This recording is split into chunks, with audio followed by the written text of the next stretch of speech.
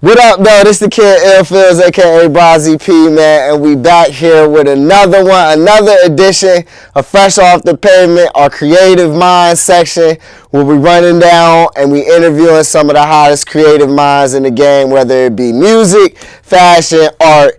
And for this episode this week, I'm chilling here with the homie. Hey, Kendall Scoops with 3 scoops, Kendall. Shouts to Kendall, man. You know, we've had a certain, a good dynamic here. We've done a couple events together. I think, were y'all at Concrete Canvas?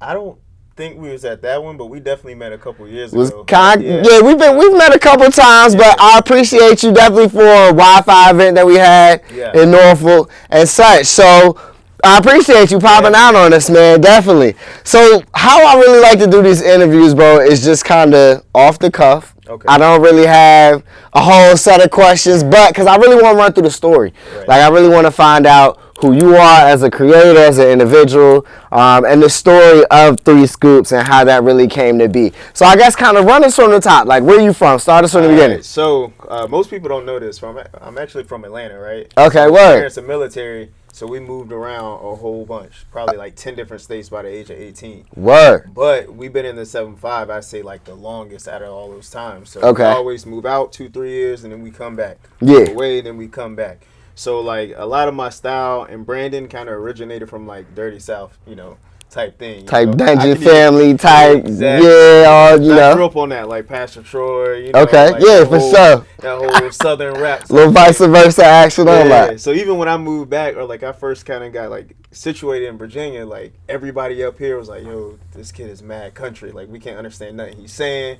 He dressed like he from the South. So what year was this? Is this like, did you go to high school here? Did you go to school here at all, or what? I was here like 3rd to 4th. Okay. Came back in the 5th. Okay.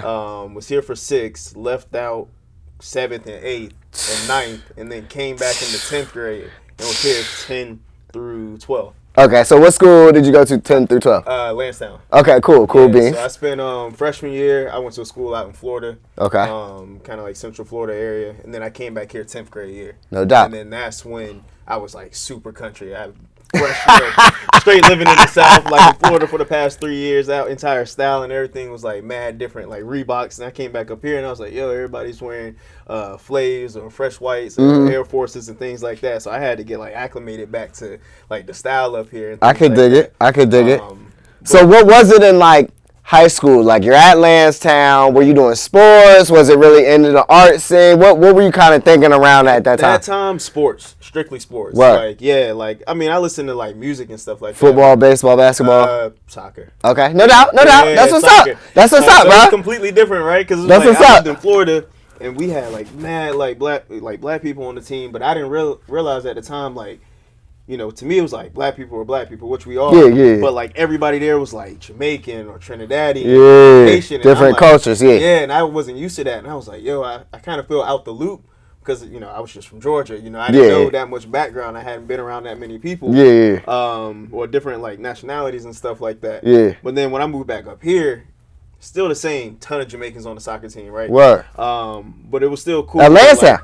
Yeah, we had probably quite a few. Right. My homie Brian's from Jamaica. That makes sense. You know what I'm saying? That makes sense, And that's interesting because I was born in Ohio, you know what I'm saying? And I lived in Michigan for my 10th grade year. And the high school that I went to in Michigan had a hockey team and everything, an ice hockey team, you know what I'm saying? Yeah. So depending on where you live at, it could be different cultures, different styles, or what brothers and different people are just into. So I feel what you're saying. Like, that's kind of different. Now, when you were in Florida, what was this like Tampa, Orlando area, Jacksonville? I was in a small city called Titusville, like super small city. But I guess the bigger area that was near us was like was Melbourne. So that's where I went to high school down there. Okay. I actually went to a private school for a year. I did private school for 6 through 12. I got recruited to like ball there, so I was that's like, what's up. I mean, I'm not gonna turn it down. Yeah, for sure. So, and then after that, parents military, so we moved back here. And then that's when I went to Lansdowne and everything. But yeah, I was strictly sports, bro. Like, straight soccer. I mean, I could play basketball, football, things like that. But in terms of what I was the best at, like I spent probably since I was 6 years old till after college. That's what's up. That's what's up. Yeah, I played a shitload of sports too, bro. I did between everything, like cross country, track, football, basketball. I never got into the baseball thing. I did lacrosse. I was real dirty and nasty in lacrosse. So I definitely could have. I should have kept that shit going, man. I fucked up. If I could go back, I'd definitely try lacrosse. Yo, lacrosse was nasty. Because I went to private school, so I went to collegiate out here. You know what I'm saying? 6 to 9, and then 10th. I went to Michigan, you know what I'm saying, because I was kind of like wilding out and everything. I was living with my grandfather for a year in Michigan, and I came back and I graduated from Norfolk Christian. So I only played football junior, senior year, organized ball in high school, and then I got recruited to go to Salisbury and all that type of good shit. But so that was mine. But so it was soccer. Yeah. Was that like something you took to college? What was after that? Yeah, so soccer actually led me to college. I went to High Point University down in North Carolina. Word. So played there. That was D1. I was a Kappa while I was always. Is that a military school too? No, that's West Point. Okay, yeah. But High Point's like it's a super prep school. Yeah, okay. But yeah, kind of that helped me out because I was an entrepreneurship major, right? So like back in 2008. Not that many people talked about entrepreneurship. Yeah. I always knew I wanted to do my own thing. Yeah, so I saw they had that as a major. I was like, I'm gonna take full advantage of it. I didn't know what I wanted to do, but I knew I wanted to have my own, my own something. Yeah. So like even when I first got down there, right, that's when Redbox was starting to pop, but they weren't doing video games yet. Okay. So I hit my pops up and I was like, yo, like GameFly days and all that type of shit.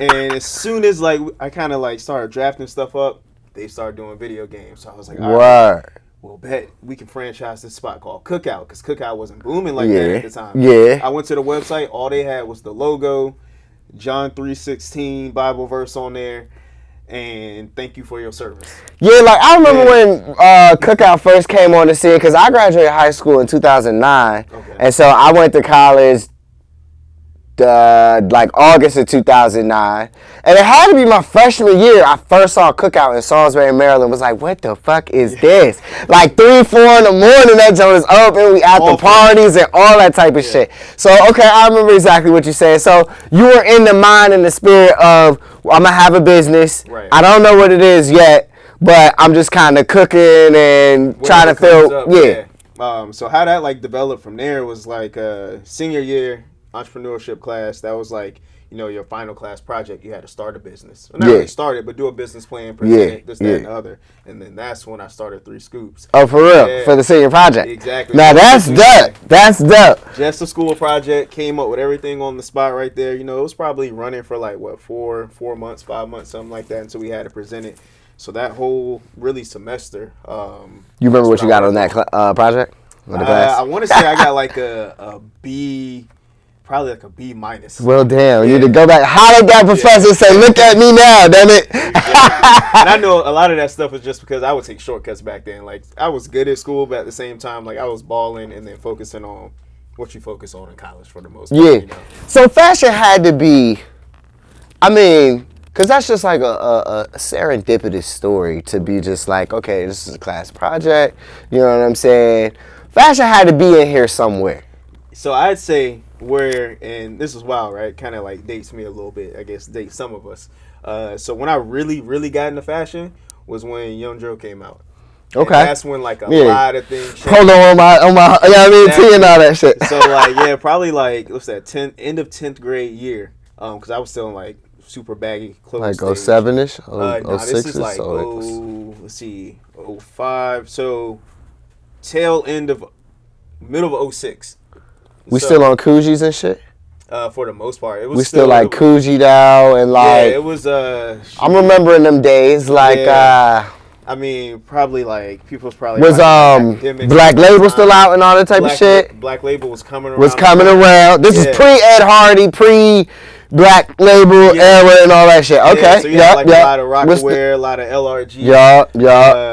It got more into like the Stussy and the skatewear because that's when I got my first pair, like skinnies. Okay. So it was like, I feel you. I feel you. Some bands, and I was like, yo, the fit on these jeans. Yeah, what? The shoe display is what got me with the skinnies. It wasn't even all the way the fit. It was like when I looked down and saw my sneakers, I was like, yo, this is different. For sure. And then from there, I probably went into a skate phase a little bit, like a little bit of bait, stuff like that.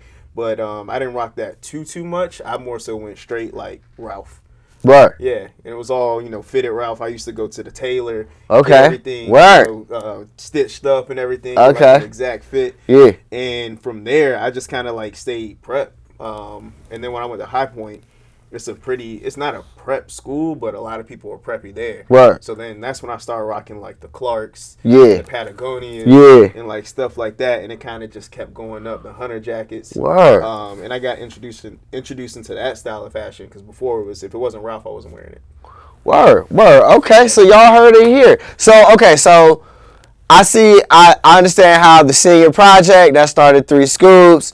Now take us from like the senior project. How does that kind of morph into something where you're just like past the class? Like, is it like something that you were on campus pumping? What year was this? Was Instagram even out? Like, what's going on in life? Like, that's like how did that take form? Year of Instagram for real. Right. Yeah. So like and we had no idea what the hell we were doing with that shit. Exactly. I know exactly what you're talking about. This is the platform I can showcase this and people be on it. Yeah. That's what it was at the time. So like and how was that as a business owner in the fashion lane? And like, we're gonna start here and compare that to where we're at now, all the tools and all the shit that we got now. But how was that back then? Honestly, it was the Wild Wild West, right? So it was like there was no rules to it. You could just like post whatever you want. Yeah. I mean, you always wanted to be a nice picture, right? You didn't want to put no garbage out, but at the same time, people weren't really. They was checking to see if you are active more so than like the quality of the picture. Yeah. And at that time, Vines was popping. Or Vines was coming on the scene. So you had 6 seconds that you could, go ahead and do stuff like that. But I never really did the Vines too much. It was more so like, all right, I got this out. I'm gonna put it on Facebook. I'm gonna put it on Twitter. I'll put it on Instagram. I got the social pages. My homie built me a website. I had grabbed probably like my first batch of shirts, just some screen printed shirts with a logo I had called Parker at the time. Yeah, okay. Took those down to like the student center. I was selling them out of there. And then afterwards, like other than balling, that was the most fun I had in school for real. Right. So I was like, yo, like I think I can keep this going. Right. But some changes happened because it was like for me, I'm not like nice with the graphic design, right? That's not my lane. Yeah. I'm more so I can put garments together. I can tell you what textiles and fabrics on go to make a nice piece or a nice fit. Yeah. So as things kind of started to transition, and this is maybe jumping forward to like 2019 almost. Yeah. That's when I started doing the manufacturing, which I'm sure we'll get into. Yeah, for sure. But a lot of that before was just purchasing blanks, putting my designs on them. Word. And I was cool with it because it was like I would purchase high quality blanks. Yeah. But I was never fully getting my idea across. So that's why I was like, kind of frustrating for me in the beginning because it was like, I know what I want to do. I see the aesthetic. I see the brands that I want to compete with, but I don't know how to make those products. And at that time, I was probably like leading with fear, right? Like, minimum's 500. I'm not gonna find nobody that's gonna give me less than that. Yeah. Can I trust people overseas? Yeah. Stuff like that. Yeah. So I wasn't even thinking about like just taking the leap of faith. I was more so like, nah, I can't do that.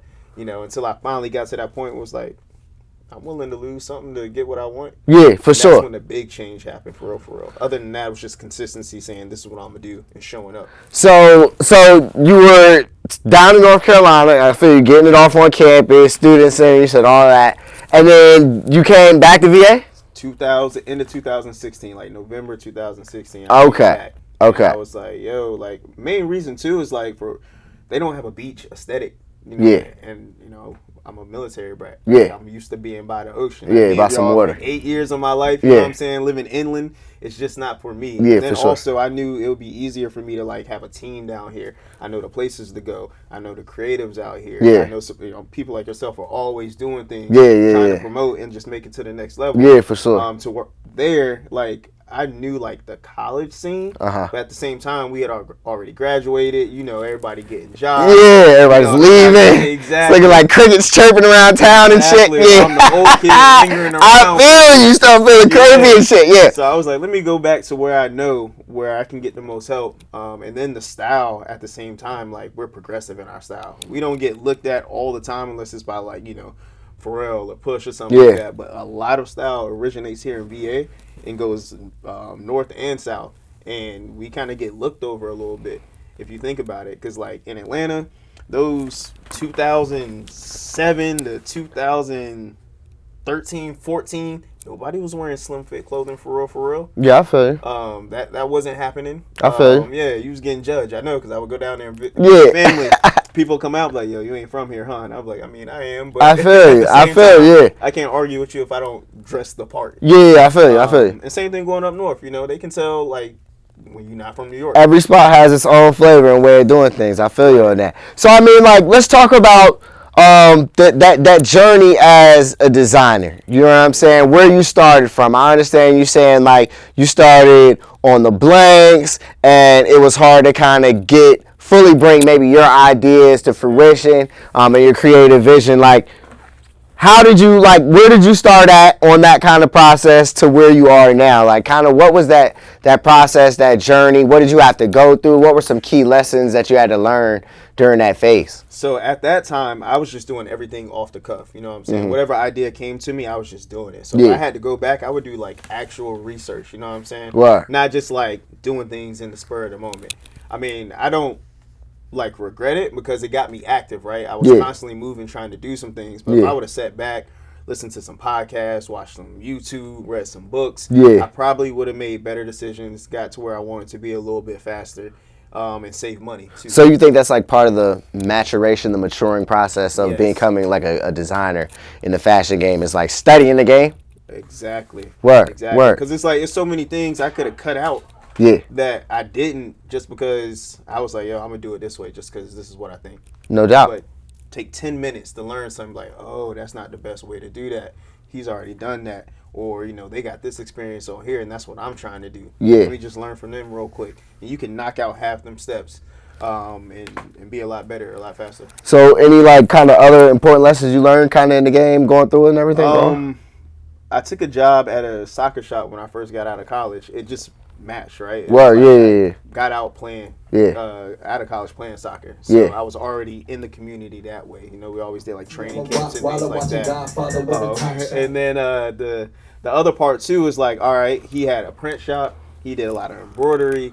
Got to work with different fabrics. And I got to meet with about 7 months down the road, I became general manager. So I was running like Puma accounts and Nike accounts and like all the big. Seeing how purchasing goes and all that. Yeah, so for sure. Like, I stayed there for like 3 years, and it taught me all about embroidery, all about the different type of like digital. What are they called? The digital files that you need for embroidery, so they can transfer it from on the computer into the embroidery digital files. Done. So I learned about all of that. I learned about all like screen printing, heat pressing, where you can get them from like Transfer Express, installs, turnarounds. That was huge because most people drop it off like, yo, can I get this next week?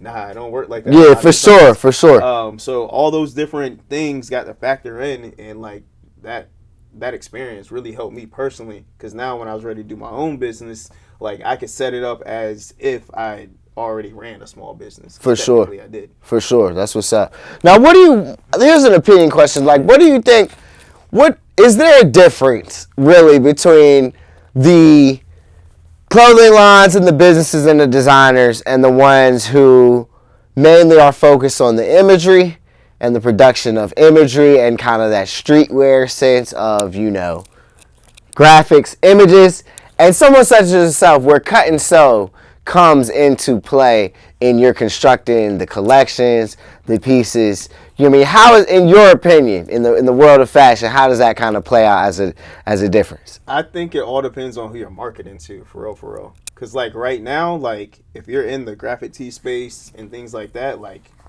that's a win. Like everybody wants, the vintage tees or the larger prints, the all over prints and things like that. So if you have somebody that can consistently pump out good quality, different designs, then you can have a turnaround that's much faster, right? For sure. You're always putting out new product. You're always surprising them, and then you can also be on trends too. It's like you can come out with a shirt every week, every other week, and as long as you can get your shipping straight, you know, your customer base is gonna buy from you consistently. For sure. You're always providing a product to them that they want. Yeah, for sure. So whereas like a cut and sew could take, for one, it's gonna be longer lead times, right? Yeah. More margin of errors, because now you're creating something from scratch rather than purchasing blanks that are gonna come in correct 99% of the time. Yeah. And then it's just like even like this sweater that I'm wearing right here. Like every single one of these panels are stitched individually. Yeah, no doubt. So it's like that's gonna take a longer time. Yeah. It's gonna increase your how much you pay for that individual item. Yeah. And then at that time you could price yourself out of a lot of markets. Yeah. You know, so a lot of people like the $20 to $40 t-shirt. Unfortunately, like if I did that, I'd be working for free. You know, it's a different struggle for the different methodologies. So it just depends on who you're marketing to. And then also depends on like who you are and what you want to do. Yeah. Like, do I sell like the world's most product? No, but at the same time, I always make what I want. Yeah. And there's almost no better. I mean, the money feels good, but at the same time, there's almost you make the transactions. That's the best feeling. But at the same time, like it's very fulfilling. Like, damn, I had this idea. For sure. I made that shit happen. For sure. You know. Yeah, and it's actually here. People are adopting the idea, buying into it. I feel you. It's like community building. That shit is crazy. It's very powerful. So like when you talk about making it, what is your creative process? How do you usually come up with maybe a garment, a collection? How does your mind kind of go through the hemisphere and kind of work that together? Believe it or not, a lot of stuff just like pop up depending on when I'm doing activities that are outside of clothing. Yeah. Like, so if I'm working out, if I'm going for a run, or you know, I'll do like yoga a couple times a week. Like for sure. Or even if like right before I go to sleep or I'm reading, like, the idea just hit me. Right. I'm like, yo, where's my phone? Where's the sketch? Like, let me at least write these steps down or write what's popping in my head, so when I'm ready, I can sit down and organize it all. For sure. A lot of them, most of it comes that way. The other part, I'd say, just off like inspiration, right? I can see something if I go out. Usually, like, if I go out, let's say I went to Miami or New York. That's a better example. In beginning of February. And I saw all these different textiles. They had them for like wool. They had them for swimsuits. They had them from yoga. They had them for winter wear. And it's like just seeing the textiles and the patterns. Like instant idea. For sure. Oh, I can take that and do this. I can take that and do that. For sure. So I'd say it's a mixture of like both of those. Yeah, for sure. I wish I was one of those people that was like, I'm all right, I'm a graphic artist. I can sit down and I can just draw out boom, boom, boom. Yeah. And now I got a run of 10 shirts. I dig it. I dig it. Yeah, I dig it. Them out, but nah, my brain don't work that way. I dig it. I mean, I tell people all the time, like small business owner, the job never stops, and the ideas, when they come, and you have to be ready to capture them, you know what I'm saying? And you really have to recognize the important moments, you know what I'm saying, and what they mean and how to use those different moments and such. So that's really what's good. What also, like, what's your opinion on the state of, like, the fashion game, where we're at, and especially specifically what it means to be a minority owner in the space, especially, you know, some of the recent events with things like the passing of Virgil, Pharrell coming online as a new creative director for Louis. Like, what do you think of the state of the game? I mean, it's kind of wide open right now, right? Right. It's like, for me, based on like what I see online or just see out and about, we're in like a middle area. We're back in like that like 2014 to like 2017 when people just like trying shit out. I don't know if you remember that phase, but it was like there was no real like style or trend at that time that people were consistently doing. Like we can say for the past. Like give me some examples. Like what music, who was popping, what you say? I mean, at that 14 time, to 17. That's what Thug, Migos, Rich Homie. Okay. Yeah, I feel like we're definitely on the pre-NBA super skinnies with, you know what I mean, the McQueens didn't come out yet. Like, I feel what you're saying. We pre all of that. Like, yeah. I guess I'll get that to you. Yeah. I guess I'll get that to you. So it was like everybody could have like a more like individual style, and that's what they wear. But at the same time, it wasn't a collective to where like most people wearing this. to where we fast forward, let's just even say like 2020 to 2020, end of 2022. Yeah. You know, you had the 5-inch inseam shorts with the bigger like graphic tee, probably like a wrestling tee style, or you know, a vintage like NASCAR tee or something like something like that. I mean, some of these things are kind of weird and different and blast from the past, especially with the fashion game, in terms of saying we never thought we'd have seen, like you said, the really short shorts coming back. You know what I'm saying? And then we went through the phase a couple summers ago with brothers wearing the leggings up under regular athletic shorts. Like, I feel you. I definitely feel what you're saying. So, I mean, you think that right now we're currently kind of where? I think we're in limbo right now, right? Where? I think it's back up into like, all right, what's going to be the next trend? Yeah. And then who's going to step forward and set that trend? Yeah. Which was what I was going to ask. Who do you think are the main ones that we look to, and who sets the tone? Right now, I have no idea. For a real? long time, it was Travis Scott, right? Yeah. Like Virgil, of course, but Travis Scott, I would say, led the past couple years before his incident. Yeah. Everybody had a aesthetic similar to what he was wearing at the time, for sure. you know? I dig that. So right now it's like, you know, high fashion even turned over, because who would ever think like Louis looked like bait from 2009? I dig it, yeah. Gucci looked like bait from 2009. Yeah, I dig it. You I know, dig it, like, yeah. all Yeah. those styles came back, introduced them into high fashion, and that's kind of where we're at now. But we can see like that high fashion streetwear trend isn't as popular or grossing as much as it has been over the past few years. For sure, for sure. It's kind of on like not a downturn, but at the peak it was at, like it's not all the way there. And even look at like Supreme, right? Yeah. A lot of people was Supreme heavy Yeah. for a long time. For sure. And now people still wear it. It's always going to be a premium brand. Yeah. But you don't see it being promoted as heavily I feel as it. we did, like 2019, 2018, stuff like I that. was in the Supreme store in December. I happened to pop up there when I was in New York for when out of the country. What do you think? What's your opinion on the Kanye Adidas situation as a designer? So And understanding, and this part of the thing, that if you want to talk about these type of things, so you understand, like, people need to understand what the game is. Exactly. You know what I'm saying? And understanding ownership of intellectual property and patents and the windows and the parameters around that. So, first of all, for everybody, you guys definitely need to educate yourself on intellectual property, what that kind of means before you kind of get and venture into these debates. But what do you think? So for me, like, I'm a Kanye stan, right? Yeah. Almost do.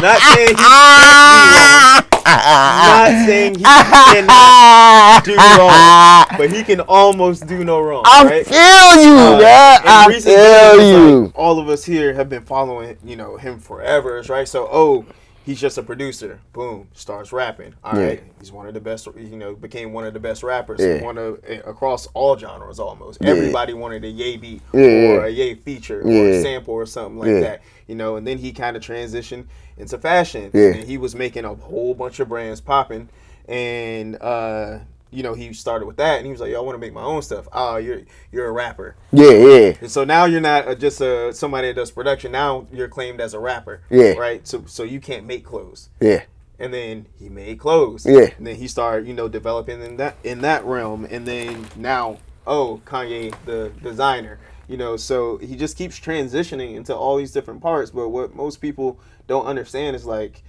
with his Nike deal that he had back in the day, they were like shortcutting him on that. So it was like, if you wanted a pair of Yeezys and you want to get them to bring them into your store, you had to purchase 5 other Nike shoes. So he can't make those same sales. Or he'll have like 10 designs, and they're like, oh, you can't drop another shoe for 3 years. So once you kind of get taken through the mud a whole bunch of times, like, that's going, I'm not excusing it, but at the same time, like, everybody's going to have emotions. Everybody's going to feel a certain type of way. For sure. And over time, that's going to bubble up, and you get what you get today. Somebody that don't care. He gonna say what he want, because like all the worst things that he was afraid of that would happen, it's all happened. So he's like, dang, I played the game, I followed everybody's rules, you know, I did this, that, and the other, and that still happened to me. What's the point? I might as well do what I want and say what I want, just like he said on Yeezus. I would have been has passed out on your ass. Like, so like that's my idea on it. And I think with like the whole Adidas thing, like, obviously Adidas is Adidas, right? But at the same time, you got this partnership. He has one of the hottest, if not the hottest shoe in the world right now. Shoes in the world right now in general. Just like drop after drop after drop. And then you come out with the fake version of it. All right, cool. So me and Kendall, we was chopping it up about the state of the fashion game and everything like that. Let's just bring it in and let's just talk local, and then we'll talk about Three Scoops itself, what you guys kind of have on the hemisphere, the radar in the future. Like, what do you think of the local hit the road 757, fashion game and the scene? And maybe I guess you could kind of relate that to entertainment in a larger sense, because there has to be things outside of just making clothes that you do that leads to your success. Right. So I would say here is so much creativity we don't even realize it because we're surrounded by it like 24/7. Right. Everybody's doing something. So I got a chance to go to Agenda in Vegas. Wow. And see brands really from all the nation around the nation, but at the same time, some international brands there, or at least international vendors there too. Yeah. And really seeing the competition. Everybody there, I'm like, yo, I know somebody back home that's doing this better than this. Wow. Like, I know somebody back home that's doing this. Yeah. Like, so it was good it felt good to be able to relate back and was like, yo, like, they're out here, they placing these huge deals, getting $1,000 orders and things like that. Huge accounts. But I'm like, yo, like, all somebody needs is to see this opportunity, and they can take that same avenue, and now they're in the same position getting these same type orders, and we continuously putting on. So I think like we just have so much talent here, and we're so used to seeing it that a lot of the times we don't all the way like value the consistency and quality that's here. So something I asked everybody, you had endless money and endless workers, what would you do for the local scene?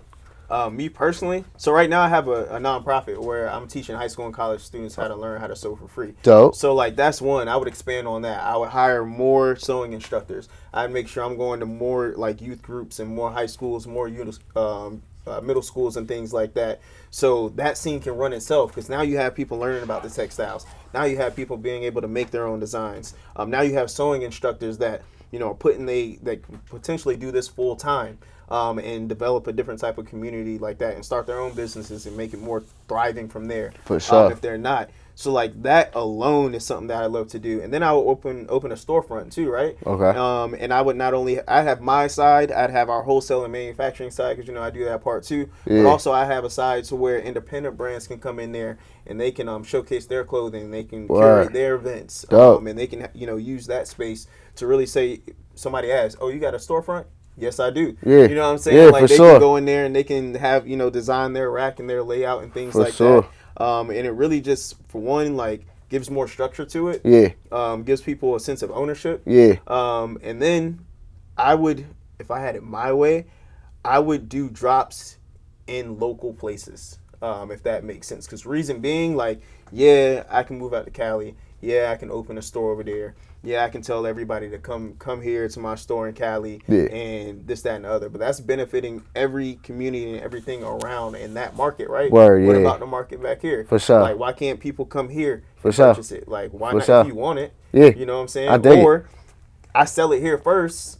People do the resale. Now everybody here has a product Can that bubble, people yeah. outside want. Yeah. You can get your bread off people needing to buy it Yeah. because you got it in the area. I dig it. I So, dig like, it. That's what's up. That's like where my mindset is in terms of like what I would do if I had endless there. And then of course I have vacation and Yeah. Voila.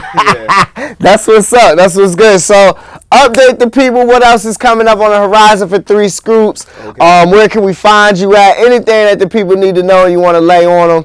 Like let's put it on them. Most importantly, something in the waters around the way. So I'm gonna have hats coming out. I'm For gonna sure. have pins coming out. For sure. I'm working on some swim trunks right now. Some Okay. long sleeves and some short sleeves. Want to be very festival heavy for it. Have For a good sure. representation in That's the area. what's up. That's what's up. from You already got something lined up? You gonna be down there? Yeah. All right, for sure. That's what's So good. I'm definitely gonna have that. And if I don't have a physical location that I'm selling out of, best believe I'm gonna be backpacking. I'll have my Venmo, my Cash App, my Square. yeah, sure, yeah, for sure. We'll have all that. For set up sure. ready Y'all to go. heard it right here on Good Society So, TV, yeah, man. That'll be next. And like I said, I went to that textile trade show up in New York. Okay. So this fall, that's gonna be crazy. Wow. I literally have access to make just about anything that I want to make. That's so dope. many different fabrics locally. You might gotta let me know, bro. Hey. Cause I'm in there. I'm trying. Get on stuff like that. So I got you, man. So that would be the biggest thing. Where you can find us is Instagram. That's probably going to be the biggest thing. We're on Twitter and Facebook, but let's be honest, like Instagram is where most. Is it just regular spell Three Scoops? Is there anything special? Underscores, anything? Out ThreeScoops. So 3 Scoops with 3 O's. And that's where you can find us on there. If you do the website, same thing, www.3scoops.com. Okay, for sure. Awesome. TreeScoops.com. Cool. Awesome. Well, hey, Kendall, I very much appreciate you coming and vibing with me, bro. We're going to keep it going. I'm going to let you know because soon we're going to have another, creative arts festival type deal. You know what I'm saying? Hey, Nero in the back. Nero's coming up next week, y'all. Because Nero got us in the shot. You know what I'm saying? Y'all come to heat. You know what I'm saying? Off the boulevard, off the highway, off military. You feel me? Or go check out the store in Portsmouth with that. They're right here holding it down. So, hey, he's coming next week. But right now, like I said, we here with Kendall. Y'all tuning in to Fresh Off the Pavement, Creative Minds, our street magazine, straight from Good Society. Check out everything that 3 Scoops got going on. And Kendall in the business is about to drop. It's coming up. And hey, we here, bro. I'm almost out of breath. God damn. So, check that out. Let's make it happen. Yeah, you did.